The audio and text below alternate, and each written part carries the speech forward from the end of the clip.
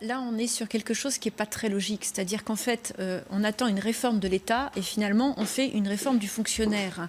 L'erreur ici, c'est qu'effectivement, il y a dégraissage à faire au sein de la fonction publique, mais ce dégraissage ne peut avoir lieu que dans le cadre d'une réforme globale de l'État, notamment la fin de la décentralisation, parce qu'on se rend compte que le début de la décentralisation a provoqué un certain nombre de doublons, avec des fonctionnaires qui sont essentiellement assignés à vérifier que les décisions qui sont prises de façon centralisée sont bien appliquées sur le terrain, avec des fonctionnaires qui sont assignés exclusivement à remplir des dossiers de subventionnement ou de budgétisation locale pour pouvoir obtenir les fonds. Donc en réalité, tous ces doublons, qui sont aussi des doublons avec Bruxelles, ne peuvent plus durer. Donc ça, c'est plusieurs milliers de fonctionnaires, c'est plusieurs milliers d'emplois aussi dans les cabinets qui aujourd'hui n'ont aucune raison d'exister, parce que ce qu'il faut bien voir, c'est que ce n'est pas la fonction publique décentralisée qui coûte cher, mais c'est bien celle qui, au niveau étatique, continue à contrôler l'ensemble des réformes qui sont menées sur le territoire. Et là, ce sont des hauts fonctionnaires qui coûtent très très cher.